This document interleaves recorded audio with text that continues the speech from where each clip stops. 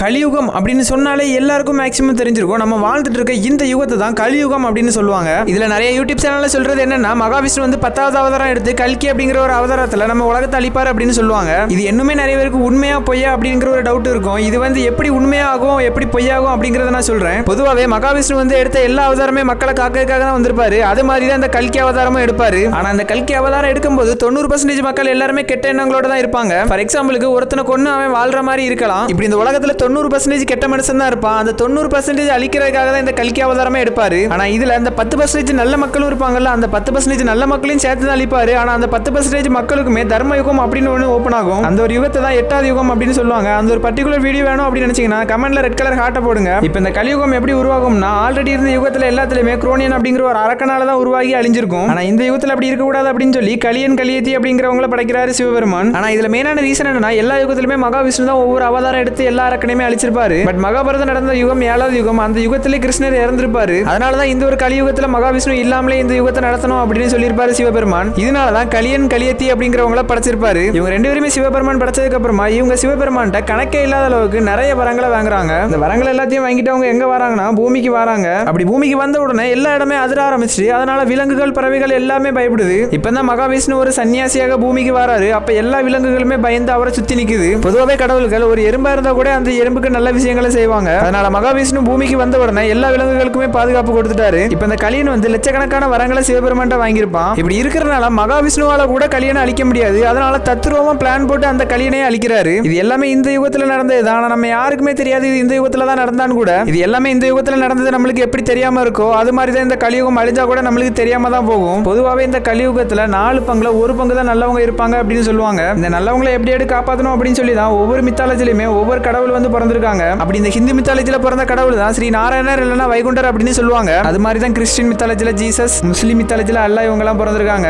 இப்போ நீங்க ஜீசஸ் அப்படின்னு எடுத்துக்கிட்டாலே அவர் எவ்வளவு கஷ்டப்பட்டு நம்மளை காப்பாத்துறதுக்கு வந்தாரு அப்படின்னு எல்லாருக்குமே தெரியும். அது மாதிரி தான் நம்ம ஐயா வைகுண்டர் வந்திருக்காரு. ஆனா என்னதான் இந்த அவதாரங்களை எடுத்தாலும் யாருமே திருந்த மாட்டாங்க. அதனாலதான் கல்கி அப்படிங்கிற ஒரு 10வது அவதாரம் எடுத்து எல்லாருமே அழிப்பாரு. இப்படி இந்த கல்கி அவதாரம் எடுக்கும்போது அவருக்கு துணையாக ஆஞ்சநேயர்னு வழிகாட்டுவாரு அப்படின்னு சொல்றாங்க. பொதுவாகவே நம்ம மனிதர்கள் அப்படின்னு எடுத்துக்கிட்டாலே பிறப்பும் இருக்கும் இறப்பும் இருக்கும். அது மாதிரி தான் இந்த 8 யுகங்களுக்குமே பிறப்பும் இருக்கு இறப்பும் இருக்குது. எப்படிதான் இருந்தாலும் யம தர்மன் தான் நம்ம உயிரெல்லாம் எடுப்பாரு. என்னதான் அவர் நம்மள இந்த பூமியில இருந்து யமலோகத்துக்கு கூட்டிட்டு போனாலும் நம்ம இங்க வந்து ஏதாட்டு ஒரு ஆக்சிடென்ட் இல்லைன்னா ஏதாட்டு ஒரு மாடியில இருந்து கீழே விழுந்ததா இறந்திருப்போம். அது மாதிரி தான் இந்த கலியுகம் அழியதுக்கு ஏதாவது காரணம் இருக்கணும் அப்படிங்கிறதுக்காக இந்த உலகத்தில் உள்ள 90% கெட்ட மக்களை அழிக்கிறதுக்காக 10% நல்ல மக்களையும் சேர்த்து அழிச்சிருப்பாரு. என்னதான் இருந்தாலும் இந்த யுக முடிவுல நல்ல மக்களை அழிச்சாலும் அவங்களுக்காக தர்ம யுகம் அப்படின்னு ஒரு யுகமே உருவாகும். அந்த ஒரு யுகத்துல நம்ம நினைச்சு பார்க்க முடியாத அளவுக்கு சந்தோஷமா வாழலாம். அதனால இந்த ஒரு யுகத்துல நீங்க யாரையுமே கஷ்டப்படுத்தி வாழாதீங்க. இப்ப இந்த கலியுகம் ஸ்டார்டிங்ல மக்கள் எல்லாரையுமே காப்பாற்ற வந்த ஸ்ரீமன் நாராயணர் ஒரு மனுஷனாக தான் அவதரித்து வாழ்ந்திருப்பாரு பூமியில. அப்படி பூமியில வாழும்போது ஒரு மன்னர் ஸ்ரீமன் நாராயணரை ரொம்ப கஷ்டப்படுத்தி கொடுமைப்படுத்தி வாழ்ந்து வந்திருப்பான். என்னதான் அந்த மன்னர் ரொம்ப கொடுமைப்படுத்தினாலும் நம்ம மக்களை எப்படியாவது காப்பாற்றணும் அப்படிங்கிறதுக்காக ரொம்ப அடிமதிப்பட்டிருப்பாரு. ஆனா இந்த ஒரு பர்டிகுலர் வீடியோல ஸ்ரீமன் நாராயணரை பத்தி ஃபுல்லா வீடியோ போட முடியாது. அதனால கமெண்ட்ல ஏன்னு டைப் பண்ணுங்க. அந்த ஒரு வீடியோ உங்களுக்காக மேக் பண்ணி அப்லோட் பண்றேன். இப்ப இந்த யுகத்துல வாழ்ந்த ஸ்ரீமன் நாராயணர் வாழ்ந்ததுக்கு அப்புறமா ஒரு அப்ராக்சிமேட்டா 1000 வருஷத்துல இருந்து 1500 வருஷம் கழிச்சு தான் நம்ம வாழ்ந்துட்டு இருக்கோம். ஆனா இந்த ஒரு யுகம் உருவாக்கி 4000 வருஷம் கிட்ட தான் இருக்கும். பட் இந்த ஒரு யுகம் முடியறதுக்கு கிட்டத்தட்ட 4 லட்சம் வருஷங்கள் ஆகலாம். ஆனா இந்த ஒரு வீடியோ மேக் பண்ற நானா இருந்தாலும் சரி, இந்த வீடியோ பாக்குற நீங்களா இருந்தாலும் சரி, கலியுகம் அழிஞ்சது கூட நம்மளுக்கு தெரியாது. அதனால இந்த ஒரு விஷயத்தை நினைச்சு நம்ம எதுவுமே நினைக்க வேண்டாம். அண்ட் நீங்க கலியுகத்தை பத்தி எது தெரியணும்னு நினைக்கிறீங்களோ அதை கமெண்ட்ல சொல்லுங்க. அந்த ஒரு வீடியோமே நான் மேக் பண்ணி அப்லோட் பண்றேன். இந்த ஒரு வீடியோவில் தான் இந்த மாதிரி வீடியோ நீங்க பார்க்கணும் அப்படின்னு நினைச்சீங்கன்னா நம்ம சேனலை சப்ஸ்கிரைப் பண்ணி பெல் ஐகானை ஆன் பண்ணுங்க. அப்பதான் நான் போடக்கூடிய எல்லா வீடியோமே உங்களுக்கு நோட்டிபிகேஷனா வரும். அண்ட் கலியுகத்தை பத்தி ஷார்ட்டான வீடியோ யாருக்காவது பார்க்கணும் அப்படின்னு நினைச்சீங்கன்னா உங்க ஃப்ரெண்ட்ஸ் அண்ட் ஃபேமிலிக்கு ஷேர் பண்ணி விடுங்க. அவங்களும் இந்த ஒரு வீடியோவை கண்டிப்பா பார்க்கணும். அப்புறமா நம்ம சேனல்ல 1வது யுகத்துல இருந்து 6வது யுகம் வரைக்கும் எப்படி உருவாகி அழிஞ்சது அப்படின்னு வீடியோ போட்டிருப்போம். அதை நீங்க பார்க்கணும் அப்படின்னு நினைச்சீங்கன்னா இந்த வீடியோ கடைசிலையும் வரும். மேல ஐகார்ட்லயும் இருக்கு, மறக்காம பாருங்க.